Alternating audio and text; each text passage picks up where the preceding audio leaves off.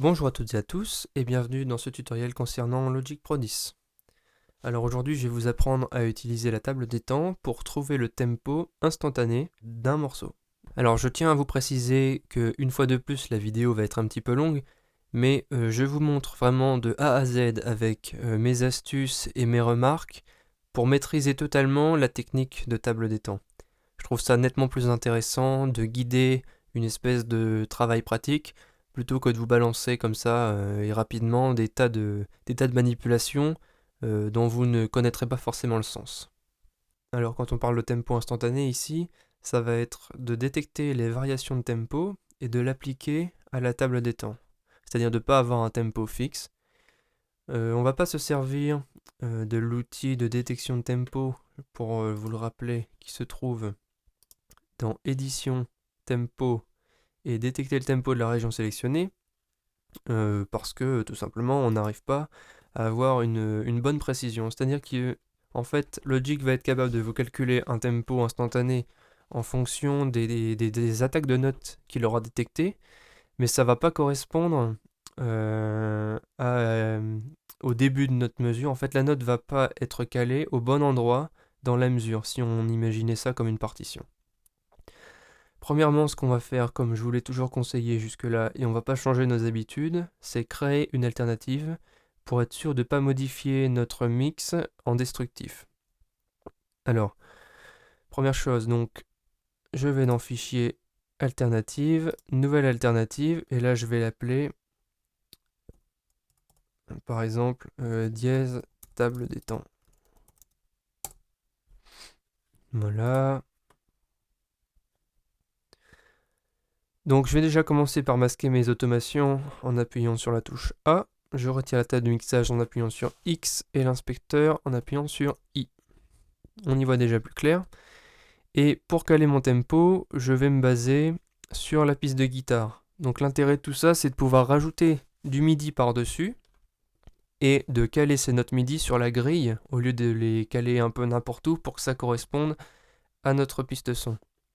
Première chose qu'on va devoir faire, c'est faire un bounce en place de notre région, c'est-à-dire en fait, ici j'ai des dossiers de prise, pour ceux qui utilisent les dossiers de prise. Une fois que j'ai sélectionné ma bonne prise, je vais vouloir donc faire un bounce en place pour avoir une piste.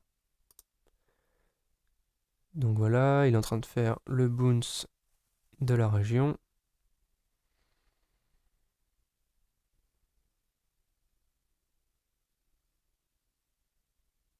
Voilà, donc il m'a créé une nouvelle région.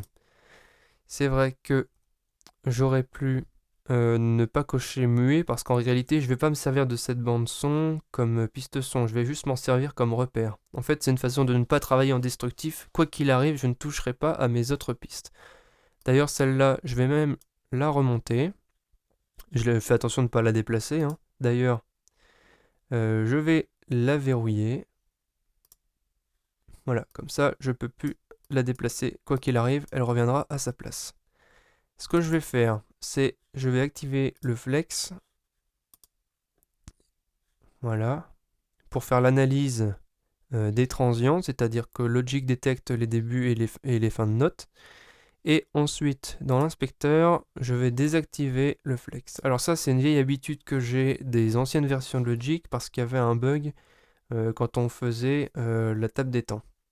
Je vous conseille de faire pareil pour l'instant, en attendant qu'on ait une mise à jour de fait, enfin là où Apple aura notifié qu'il aura résolu ce bug.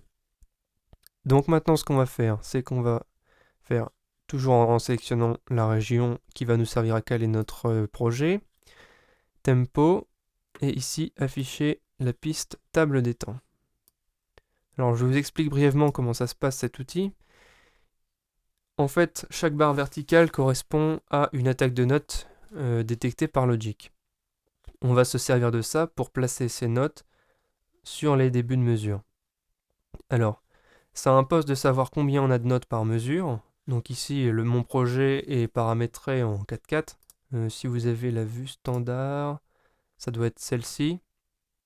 4-4, donc ici vous pouvez modifier 4-4. Donc moi j'ai 4 temps, donc c'est le chiffre du haut qui correspond au nombre de temps, pour ceux qui ne sont pas habitués au solfège.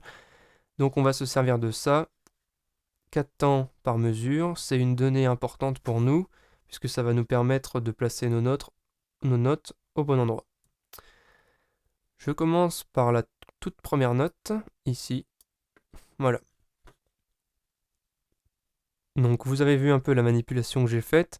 En fait, j'ai ma table des temps là-haut, qui correspond à ma grille, et j'ai une petite barre blanche qui correspond là où je me situe dans ma mesure.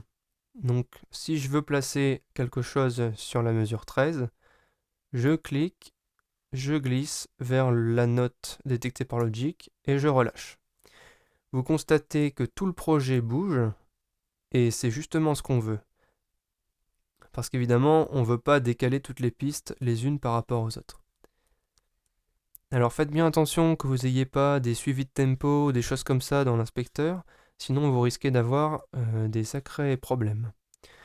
Donc, on va quand même écouter ces fragments pour être sûr de ce qu'on fait. Moi j'ai l'habitude visuellement de placer sur la table des temps, donc pour moi ça va très vite, je sais déjà où vont aller les choses, mais vous prenez bien le temps de compter vos temps à l'intérieur de chaque mesure pour bien placer les notes.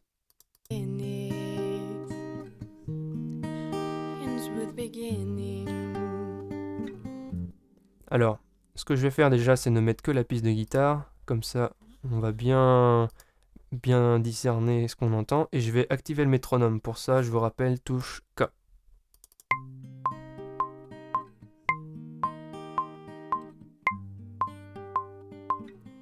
Voilà, alors on se rend compte que le métronome accélère de plus en plus, sous-entendu, la bande son est de plus en plus loin du clic. Donc on le constate aussi ici, hein. Quand on regarde bien, on voit bien qu'ici on a des écarts de plus en plus grands, et ça continue avec le temps. Donc ce qu'on va venir faire, c'est on va venir replacer les débuts. Clac. Donc vous écoutez bien en précision chaque intérieur de transient, parce que vous pouvez bien sûr en manquer. C'est pas parce que j'ai une barre là et qu'elle est proche de celle-ci qu'elle va forcément aller ici. Là par exemple je vais écouter le contenu parce que je sais pas, elle est ici mais elle pourrait être aussi là, là, là, peu importe. Les barres verticales correspondent pas forcément à un début de mesure, vous le voyez bien ici. C'est les détections d'attaque de notes trouvées par Logic.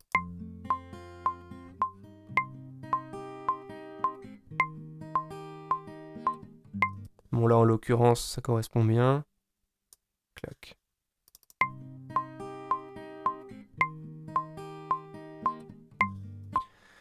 Alors je sais pas si Logic a trouvé plus de transients. Non, là il en a pas en disponible. Donc on va être obligé d'aller rajouter des détections de transients, parce que là Logic est dans les choux. Et ça montre bien que cet outil est beaucoup plus puissant que l'éditeur de tempo, que le détecteur de tempo, parce que lui ne vous donne aucun contrôle après. Il va vous créer des points de tempo un peu partout, et je vous mets au défi de venir recaler une note en début de mesure juste en modifiant le tempo. Là, on a une façon graphique de le faire, bon, ça nécessite d'avoir un petit peu d'expérience, mais ça ouvre néanmoins le champ des possibilités, contrairement à des fonctions automatiques. Donc ce qu'on va essayer de faire, c'est de trouver le début de mesure, ici, et de venir rajouter un point de tempo. Donc on va double-cliquer ici, et on va passer en mode fichier. Alors si jamais vous n'avez pas ça, je vous rappelle qu'il faut faire commande virgule, pour aller dans les préférences, et dans avancer, venir cocher toutes ces choses-là. Choses que j'avais précisées dans les premiers tutos, mais que je ne reprécise pas à chaque fois. Précisément ici, c'est l'onglet audio qui va vous faire apparaître fichier dans certaines versions de Logic uniquement. Vous n'avez pas forcément le menu fichier par défaut. Donc, reprenons là où on en était. Ici, je suis dans l'éditeur de fichiers. Alors vous n'avez pas la gestion du zoom avec Alt plus le glissement sur la Magic Mouse comme dans Logic. Donc ici il faut venir régler avec le petit curseur qui est là-bas. Et ici je vais venir rajouter du zoom vertical pour mieux voir mes zones. Alors je vais lire le fichier et je vais chercher le début de ma mesure. Voilà, c'est ici. Je zoome dessus. Clac. Je vérifie quand même.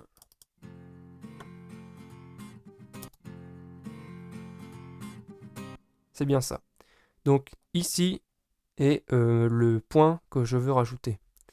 Donc je clique ici sur mode édition des éléments transitoires. Voilà. Donc là je vois les éléments transitoires que Logic a détectés. Et moi je vais en rajouter un juste là. Voilà. Donc là j'ai créé un élément transitoire qui correspond à mon début de mesure. J'en rajoute un nouveau qui est ici.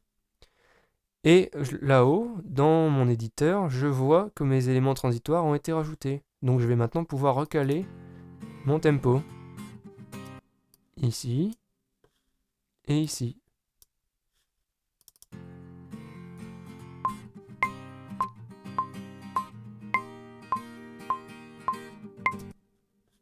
Et ici c'est pareil. Là j'ai un début de mesure.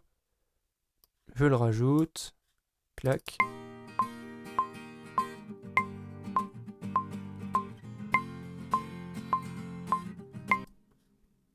Donc ici, c'est pareil, il m'en manque un bout.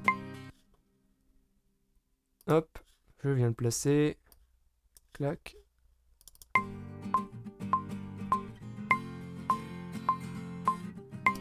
Donc vous voyez le principe. On va pas faire tout le morceau comme ça, mais vous voyez un peu comment il faut faire. Alors je vous conseille, pour trouver votre curseur dans l'éditeur de fichiers, c'est de placer un peu avant et de lancer le mode lecture, parce que par défaut, votre curseur va pas forcément s'afficher ici. Bon là, c'est un hasard, forcément parce que j'en parle, ça marche, mais d'habitude ça marche pas. Donc, peut-être si je désactive transitoire, non, il n'y a pas de cause à effet. Donc je ne sais pas, c'est un bug ou je ne sais pas. Mais en tout cas, ça marche pas à tous les coups, donc je vous conseille de lancer le mode lecture là-haut. Et de vous arrêter à peu près là où vous avez détecté le temps que vous voulez noter. Vous comparez avec la forme d'onde. Hein, ici, on voit clairement un pic. Donc, vous prenez en compte la durée de l'attaque et vous placez votre point. En sachant qu'après, vous pouvez toujours le modifier ici de cette façon-là. Vous cliquez sur votre barre et vous vous déplacez pour arriver sur le transitoire que vous voulez. Et je n'ai plus de voix. Voilà. Donc vous cliquez sur E, enfin vous appuyez sur la touche E pour revenir sur votre fenêtre principale. Vous pouvez ici remballer votre vue et ici vous voyez les points de tempo qui ont été rajoutés. Donc vous voyez, hein, pour ceux qui utilisent l'outil de détection de tempo automatique, Logic vous crée des points de tempo, mais simplement ici vous avez une façon graphique de le voir. Et ça, c'est franchement très très puissant. Donc maintenant, si je retire le solo de ma piste ici, je vais même muter cette piste-là, que j'écoute mon projet.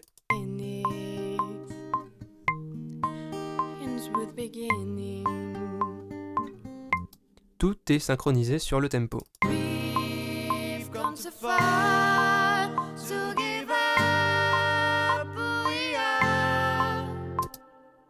Donc ça marche très bien, c'est vraiment très très puissant. Si je prends une autre partie, par exemple ici, j'ai une guitare électrique, je vais faire pareil, juste à cet endroit-là. Alors pour ça, il faut que je calcule un petit peu quand même pour que ça tombe au bon endroit. Ah ben, ça marche pas mal en fait. Faut croire qu'on a un bon tempo général. Apparemment, on n'a pas perdu grand-chose. Donc, pareil, là, je viens chercher mon début de mesure. Je remets un bon zoom vertical ici pour pouvoir caler pour pouvoir voir ma forme d'onde. Et je rajoute un élément transitoire ici. Voilà, que je viens caler là-haut.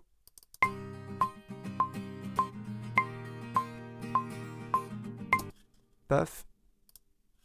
Je crée un point de tempo, je l'aligne.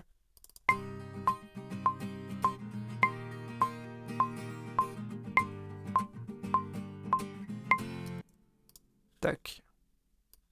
Donc vous voyez à quel point ça va vite. Hein. Quand on a l'habitude, ça va très très vite. Quand vous avez les deux ouverts l'un au-dessus de l'autre, franchement, c'est très puissant. Donc là on a tout, je crois, sur cette zone là en tout cas. Je vais créer un point de boucle ici. Je vais mettre tout ici.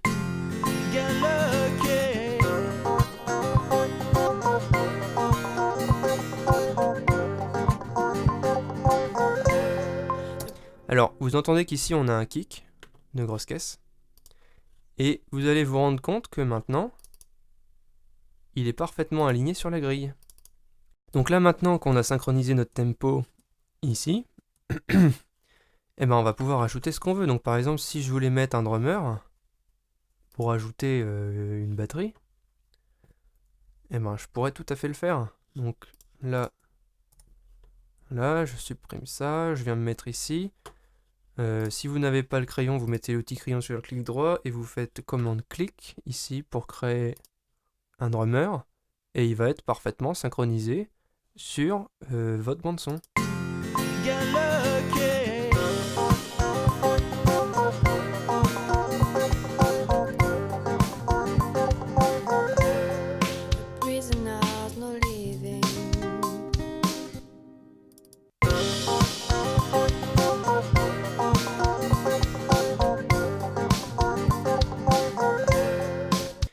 Alors, si on écoute ça, maintenant, on va se rendre compte vraiment de l'utilité de ce qu'on vient de faire. Je vous laisse constater ça.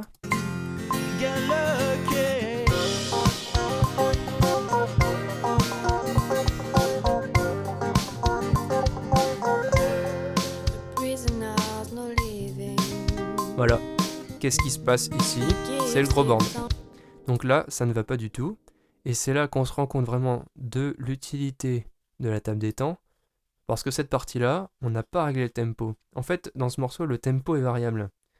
Du coup, là, la batterie va plus du tout. Alors tout simplement, on pourrait se dire, de toute façon, c'est cohérent avec la musique, on va supprimer la batterie sur ce moment-là.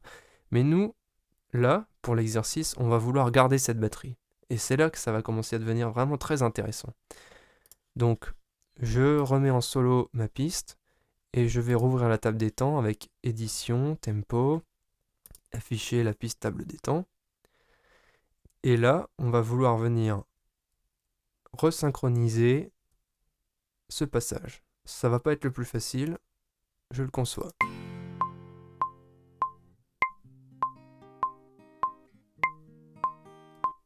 D'autant plus que, comme vous le voyez, Logic est totalement perdu. Donc on double-clique, on se met en fichier, on vient activer ici la modification d'éléments transitoires et on se met là.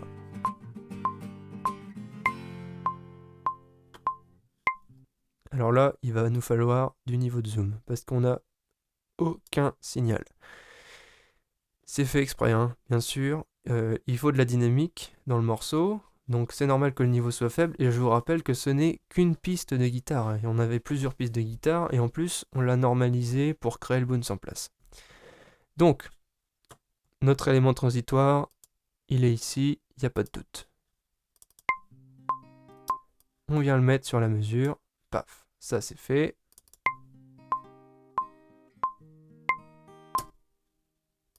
Ça va pas être facile. Il est ici le deuxième. Hop, on le met dessus.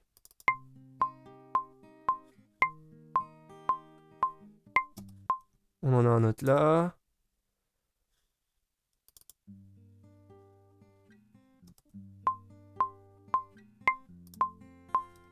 Voilà, je place tout ça. Donc là, il est quand même pas mal irrégulier sur ce passage-là.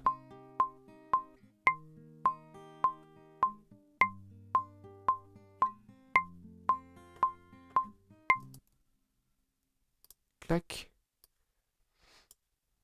Et... mince, je me perds un peu.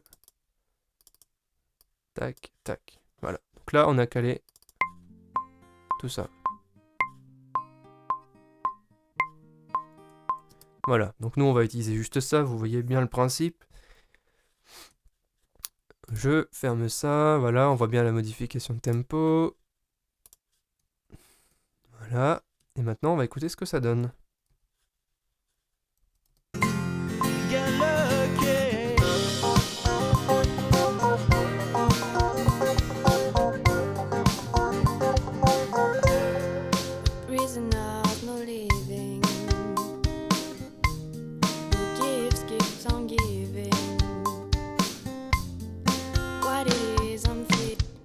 Donc là, vous voyez bien, c'est vraiment flagrant là.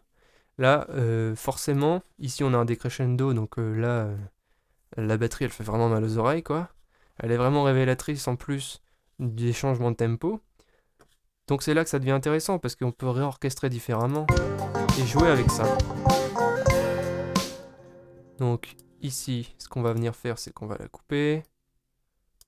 Disons, c'est un peu une expérience, hein, là bien sûr. Voilà. Et en plus, ça nous fait retravailler sur les drummers. Hop. Voilà. Donc là, normalement, j'ai une fin.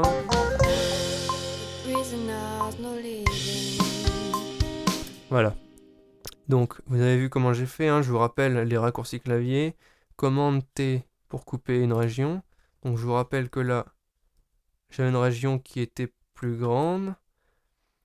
Donc, je l'ai coupé ici à mon début de mesure suivant. Commande T. Je supprime. Et ici, pour avoir une fin qui soit pas un riff comme ça de batterie, je coupe ici pour lui créer une zone avec une seule frappe. Ensuite, ici, ce que je peux faire, c'est changer les caractéristiques du drummer. Donc, je double-clique dessus.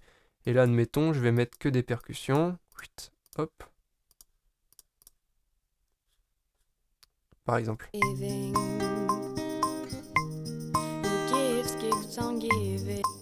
Voilà.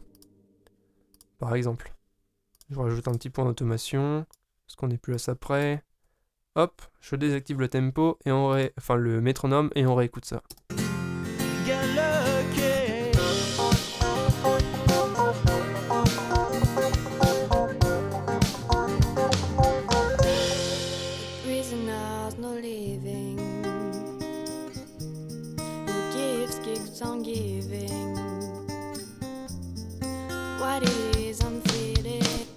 Bon là vous voyez, hein, le drummer il improvise. Après c'est à vous de venir modifier tout ça. Par exemple là si j'allonge la région, il aura moins tendance à le faire. Si je le coupe avant, voilà. Après, c'est à vous de jouer avec tout ça. Donc voilà, je pense qu'on a fait le tour de la question. Vous savez maintenant utiliser la table des temps. Vous savez replacer des éléments transitoires. Et je vous ai montré les intérêts de la chose. Alors bien sûr, il y en a plein d'autres, des intérêts. Et ça peut aller dans tous les sens que vous voulez. Le tout, c'est d'être bien rigoureux, comme je vous le disais, de ne surtout pas activer flex, parce que là, il va vous faire n'importe quoi. Et attention avec les suivis de tempo. Une dernière chose, pensez bien à créer des alternatives à chaque fois, ça va vous éviter des problèmes. Et après, soyez créatifs. A bientôt pour de prochaines vidéos.